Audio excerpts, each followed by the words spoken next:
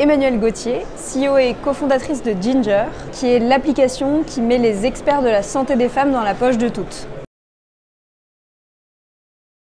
Je suis intervenue autour d'une table ronde sur la santé des femmes au travail pour montrer un peu la perspective d'une start-up qui innove sur le sujet et qui vend une solution aux employeurs pour leurs collaboratrices. Et c'est ce qu'on fait chez Ginger. Nous, on travaille en direct avec les entreprises pour qu'elles offrent l'application Ginger à leurs collaboratrices.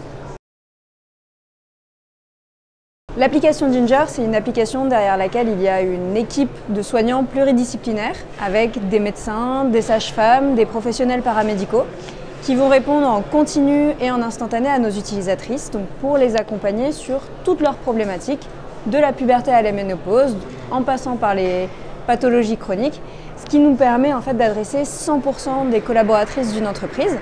Et cette application est offerte par l'employeur qui va la mettre à disposition de ses équipes pour s'engager sur les enjeux de santé des femmes et de santé et de prévention de manière plus globale.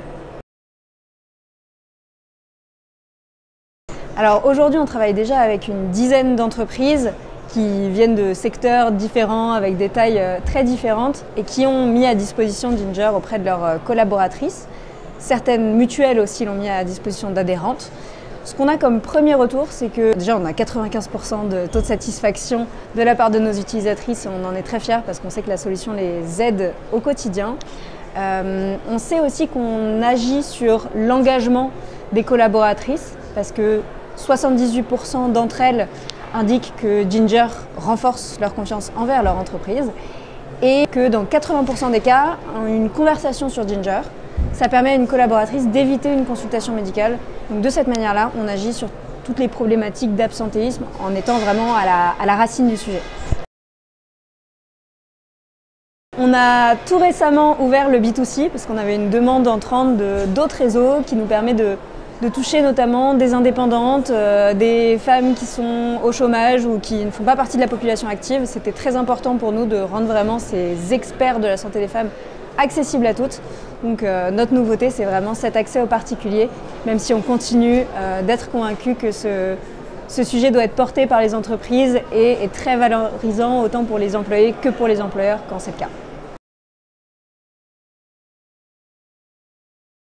Ouais, absolument. On sent que les employeurs avec qui on travaille ont vraiment une implication déjà très sincère sur la santé au sens large et ont compris l'intérêt, l'impact et le besoin d'adresser la santé des femmes en tant que sujet à part finalement, parce qu'il y a eu des gros retards sur la recherche médicale et donc ça nécessite une prise en charge spécifique qui n'existe pas encore suffisamment aujourd'hui. Ce qu'on voit, c'est que parfois il y a certains freins, on a peur d'apporter ce sujet qui est très intime dans le cadre professionnel, on a peur qu'une mesure de ce type-là stigmatise les femmes au sein de l'entreprise, mais les employeurs qui ont mis en place des choses pour la santé des collaboratrices ont des répercussions très positives sur l'engagement des collaboratrices, sur leur attachement à l'entreprise et donc sur l'adhésion finalement à long terme. Et c'est tout ce qu'on voit émerger aujourd'hui qui nous confirme en fait que davantage d'entreprises vont prendre en main ce sujet. Le message qu'on porte avec Ginger, c'est que parler de santé des femmes au travail, c'est déjà faire avancer le sujet. On vous accompagne sur le sujet avec des interventions de prévention, avec beaucoup d'actions tout au long de l'année, parce que la santé, c'est toute l'année. C'est pas uniquement aux grandes dates de sensibilisation. Et on est là pour accompagner les employeurs tout au long de l'année avec une application dédiée aux collaboratrices et de la prévention spécialisée et pour sensibiliser toutes les femmes.